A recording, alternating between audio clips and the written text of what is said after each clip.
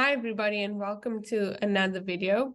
In this video, we're having a look at some function exercises.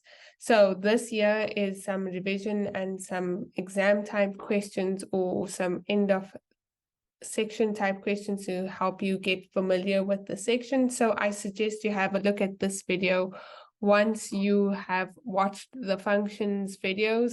The functions that we're looking at in this case here is f of x being x squared plus 2 and g of x being x plus 14.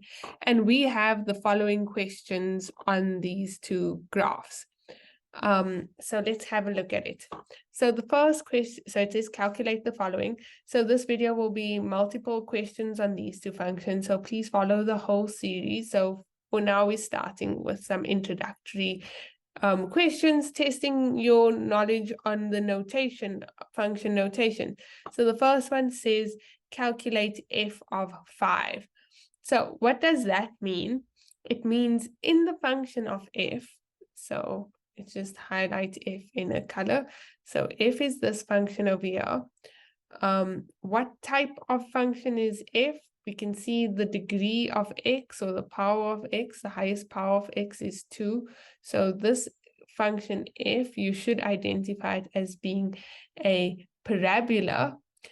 And we have g of x and g of x. You can see it's x plus 14 that has the equation of a straight line.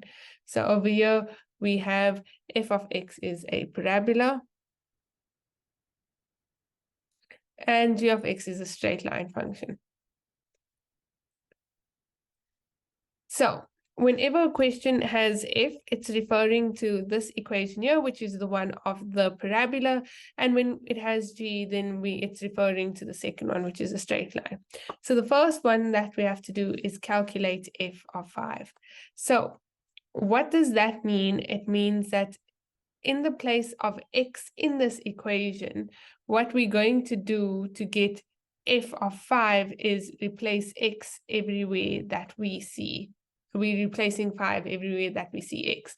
So if you have a look at the equation, the x is over there and the x is over there. So we're going to replace it with a 5, leaving everything else exactly the same.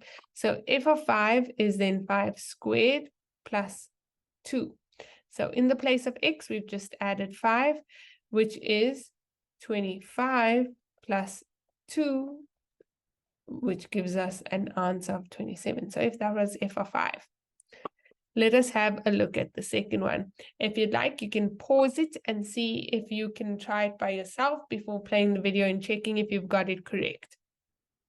So what we're going to do for the second one, g of 5, is we're going to do the same thing. In the place of x, we're going to evaluate it as 5. So putting 5 wherever we see x, so that's x plus 14, so that will be 5 plus 14, and that would give us 19. Okay, the third one is f of 0. So we want to evaluate the function f at a value of x being 0. So replacing x wherever we see the x with a 0. So we get 0 squared plus 5, which is 5. In the fourth case, we have g of 0. So g of 0 is replacing x with 0 in the equation for g. So it's 0 plus 14, which is 14.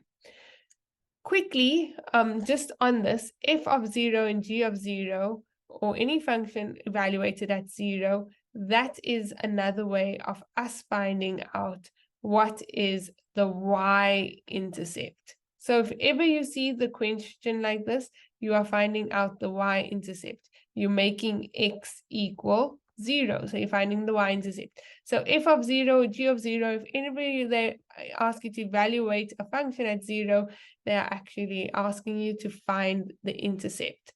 Okay, let's move on to the next one. So we've got that. Then the next one is g of x is equal to 0. So what we're going to do is we have to solve for the value of x that will give us a y value of 0. So we're going to replace g of x with the equation. So g of x is equal to x plus 14. So we replace it with x plus 14. And then what we have is an equation for x. Solving for x, we get x is equal to minus 14. So you will get a y value of 0 when x is minus 14. Again, if you have it in this form here, g of x or f of x or whatever equal to 0, you are finding the x-intercept because you are equating y to 0. So please take note of the way that you can be asked a y-intercept with the graph notation and an x-intercept. Okay, the second last one, we are solving for x. So we're finding the x value if the y is equal to 11 for f. So again, we replace it with the equation. So x squared plus 2 is equal to 11. We would like to solve for this. And now just pay attention that we are solving a quadratic equation. So we have to take everything to one side. So taking the 11 over, 2 minus 11 is minus 9. Then we're factorizing.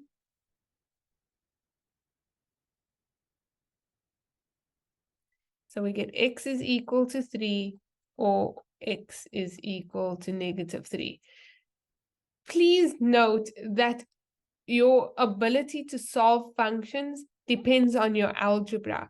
So solving your linear equation, solving quadratic equations, solving simultaneous equations are important steps for you to work with your functions.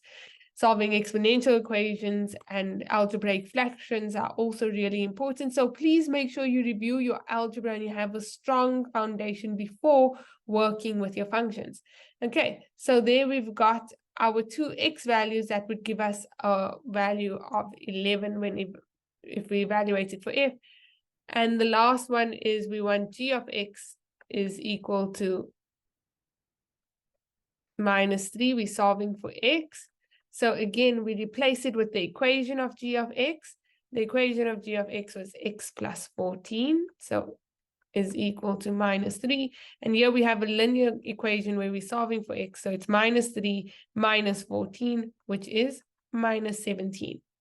Please go over this video and make sure you've understood each one of these questions, what they were asking, and how to solve them. And please watch the rest of the series for more questions on these two graphs. Thank you for watching. Please like and subscribe. Bye.